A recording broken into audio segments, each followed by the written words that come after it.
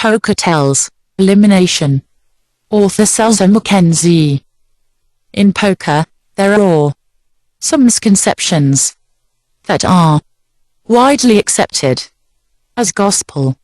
For instance, many serious players, even professionals, believe that cards come in unexplainable streaks, hot and cold. When you're on a hot streak, they think your fortunes are more likely to be favorable on the following hand. And when you're on a cold streak, you should expect bad fortune to continue.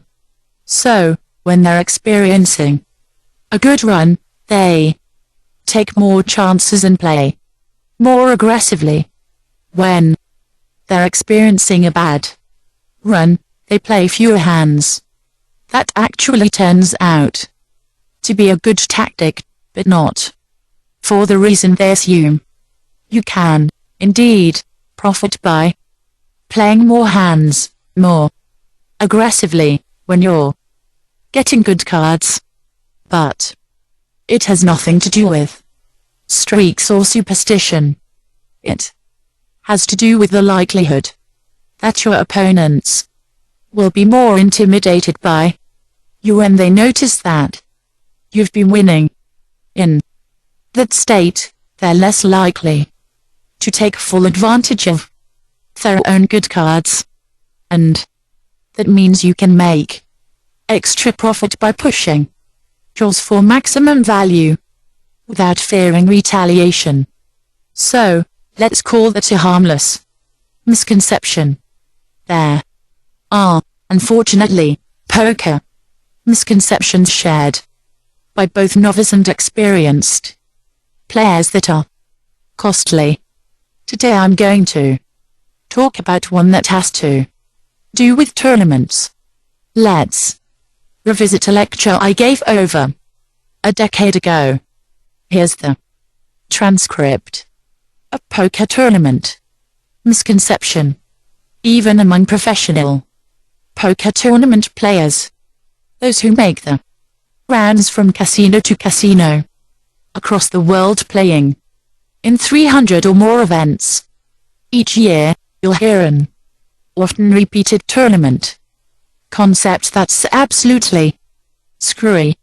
The bad advice is, you must always seek to eliminate players in a payoff tournament.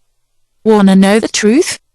The truth is, unless you have a significant advantage, you should seldom go out of your way to eliminate players early in a tournament. Even if you have mountains of chips and your opponent has only a few, it is not your job to force an opponent all in hopes of eliminating him. But this notion is so entrenched among some tournament players that they even swear that you're required to make a call. Tessie call when you have a large stack and your opponent puts himself all in for a small amount of chips.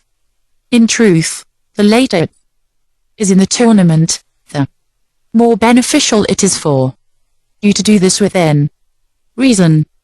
But early in a tournament with, say, 201 players remaining, there is very little value in taking even slightly the worst of it to knock an opponent out of the competition. That's the truth. And now I'll tell you why. Their common advice to the contrary is bad. Veering off course. When you're thinking about veering off course to knock an opponent out of the tournament, you need to ask yourself this question. How much will this sacrifice cost me? Let's say it will only cost $12 in tournament chips to try. Then ask yourself how much you will gain from eliminating an opponent. Wait. This is tricky. If there are 201 players left, you will actually gain, on average, about 1/200th of the value. That's because the value of eliminating this one opponent is divided among the entire field of remaining players.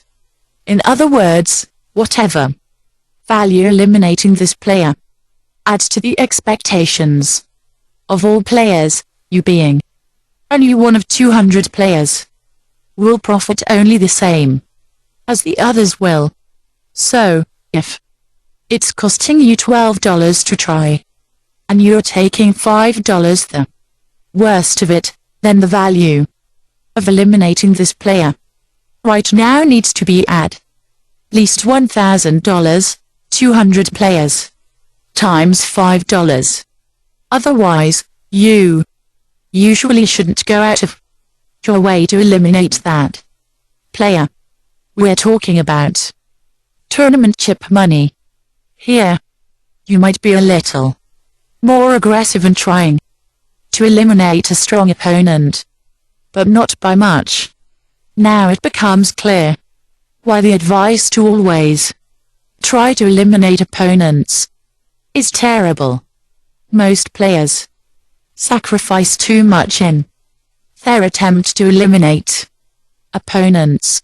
The logic I've just presented is not pure, though. Who benefits most by the elimination of an opponent depends on the size of players' stacks. Not everyone benefits equally, so I just used a crude example to show that the average benefit is shared among all players.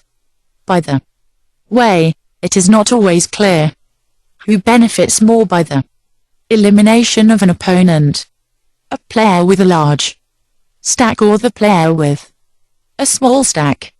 At the last table, small stacks clearly benefit more, because they move up in money position when they might otherwise have been eliminated.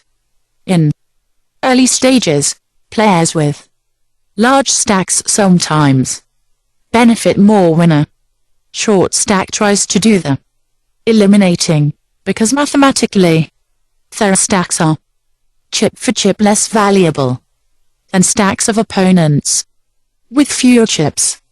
This is clear. One of the best things that can happen to all remaining players is for two opponents with huge stacks to collide and one be eliminated. You then face the same number of opposing chips, but you have fewer opponents to contend with, and the chips become reduced in value because they are concentrated in a single stack. Contrary to the opinions of some, this concentration of chips does not make it harder for you to win a tournament.